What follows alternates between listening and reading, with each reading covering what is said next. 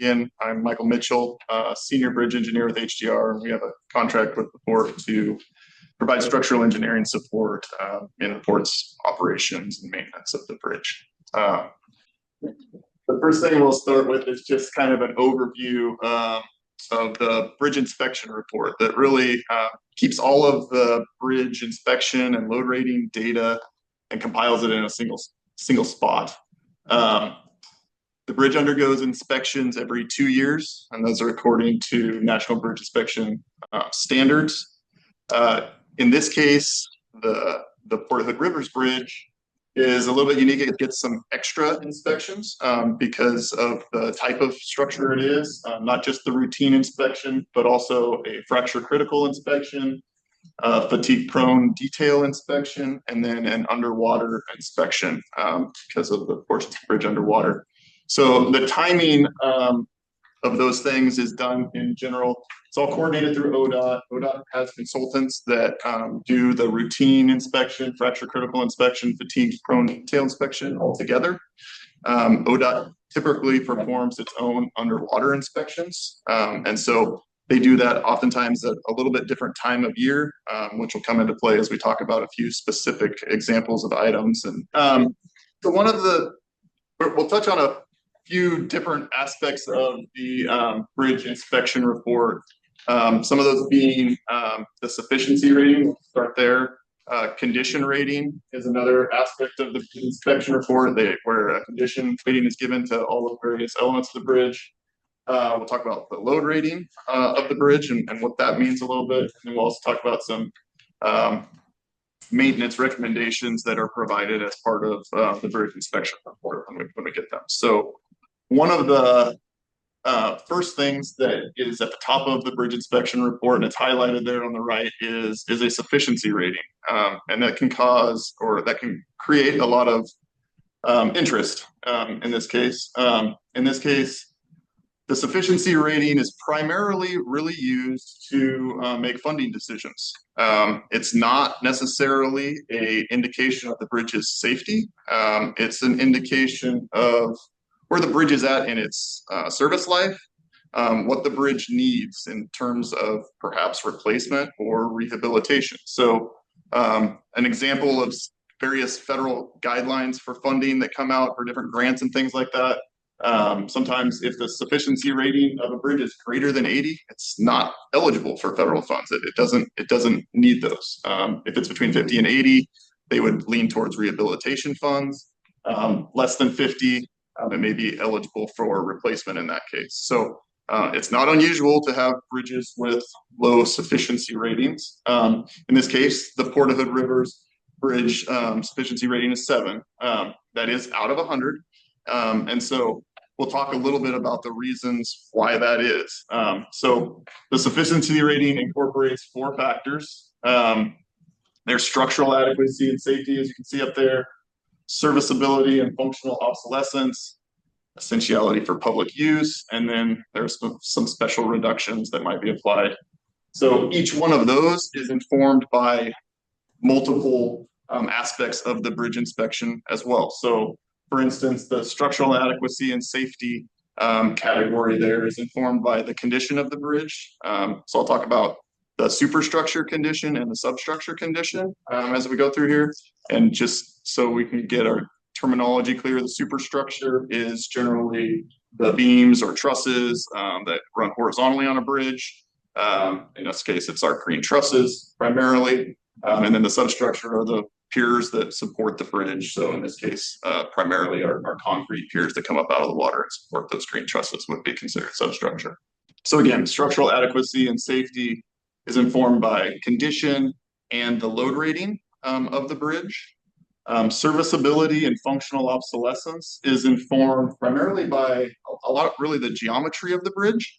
So the fact that the bridge has narrow lanes, the fact that the bridge has reduced vertical clearance perhaps, and some other aspects of the geometry placed to its functionality and serviceability.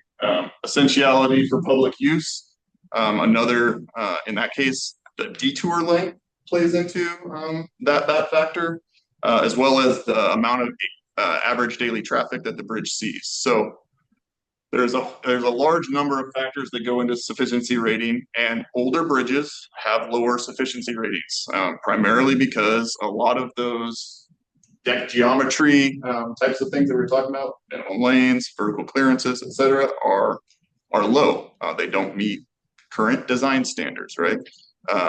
Another aspect of things would be so structural adequacy and safety, the load rating and the condition rating play into that. And we'll talk a little bit more about both of those, condition ratings and the load rating, as we move forward. So condition ratings, wanted to give just an example. This is directly from the manual that's used to evaluate and to give these ratings for various elements. So 0 to 10 type of rating.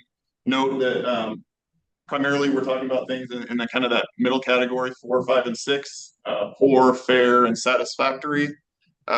You'll note that, concrete cracks almost as soon as it exists. So you're going to see, even in a fair condition, some cracking at times, right? So as you read through a bridge inspection report and cracking is noted, that doesn't mean that it automatically jumps to a critical condition, right?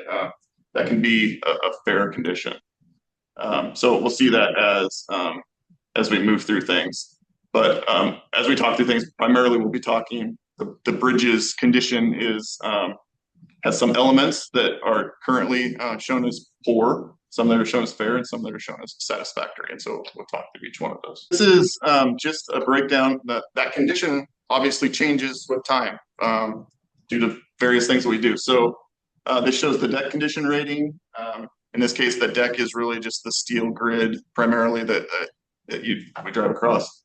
Then the superstructure, again, the green trusses and substructure of concrete vertical elements. But you can see that the deck condition rating and the superstructure condition rating have actually improved in recent years as the port has done maintenance on the bridge and various elements. So while they were a 5 or coded as a 5 by the bridge inspection teams in 2020 and 2022 and 2024, they were coded as satisfactory. And as we'll talk about later, the port has done some truss maintenance projects in recent years that likely contribute to that.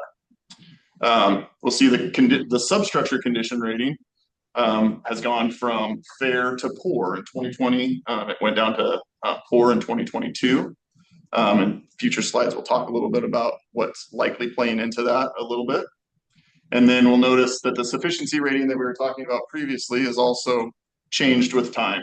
In 2020, there's I think 2 main factors to that sufficiency rating dropping from 38.7 to 6. And one of those is an update that was done to the load rating based on new guidance from federal guidelines and from ODOT and things like that. So that updated load rating played into that. And then also just above it, the substructure condition rating going from a 5 to a 4 also factored into that sufficiency rating dropping.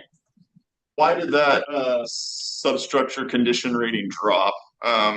When we get the bridge inspection report every year, we get a great memo that goes along with it as well that explains some of the rationale behind some of the coding.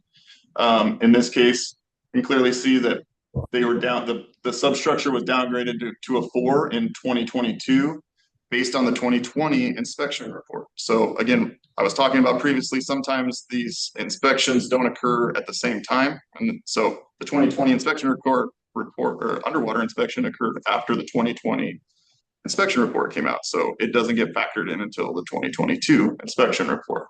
So we'll note that. And then the port actually went ahead and addressed some of the underwater inspection items based in 2023, right? So we have on the right side the 2024 report that, again, it's noted is still based on the 2022 underwater inspection. So the port has addressed a number of these items. They just haven't made their way into the overall routine bridge inspection report. And we can see that on the next slide, a good chance. This is the 2022 underwater inspection report. They're noting Pier 6 and 8 need to be repaired. The port took that into consideration and has done so. And the 2024 underwater inspection report notes that those items have been repaired. So there's a little bit of timing going on there. but a lot of these maintenance recommendations are being addressed. We'll talk about the load rating. So that was another one that factors into that sufficiency rating to some degree. And there's questions about the load rating. So the load rating is an analysis. It's a structural analysis that's done on the bridge. And it's informed by the bridge inspection to some degree, in that we consider the condition of the elements in their capacity. So if a element had the truss was really deteriorating and had a lot of section loss, then the capacity of that truss would be lower and would be factored into the load rating. That's not necessarily the case here. And then it's we look at what the load rating is intended to do is to determine the safe load carrying capacity of the bridge. So we complete that based on state and federal guidance. And really what it is we consider various loading patterns, many of them, but obviously not every possible configuration of your car and my car and that truck and whatever that's going to be on the bridge at a certain time. There's guidance that provides typical loading patterns that then encompass all of the various conditions that the bridge is expected to see. And that can be from speed. So there's been discussion about the during one of the conditions, the Ravina fire, the bridge was backed up, right? So traffic wasn't flowing very fast at that time. But that happens regularly in Portland and other places where traffic backs up on a bridge. That's all part of and considered in the load ratings that we do. And then resulting load restrictions are posted for the bridge. So the Hood River Bridge is load posted. There are signs that restrict certain trucks from traveling across the bridge. And so again, from a safety standpoint or a structural adequacy standpoint, I'd say this really plays into what is it structurally adequate for. And it may not be for all trucks right now, but that's what's being managed. And so the sufficiency rating goes down, and everyone recognizes the bridge needs to be replaced, which is where the port's at. The port's working on bridge replacement, right? Last slide that I'm going to touch on before I turn it over to Paul is maintenance recommendations. So at the end of a bridge inspection report, there is a set of maintenance recommendations that are provided by the bridge inspection team that's out there. You'll see one of them. These are just some examples of what are in the current bridge inspection report.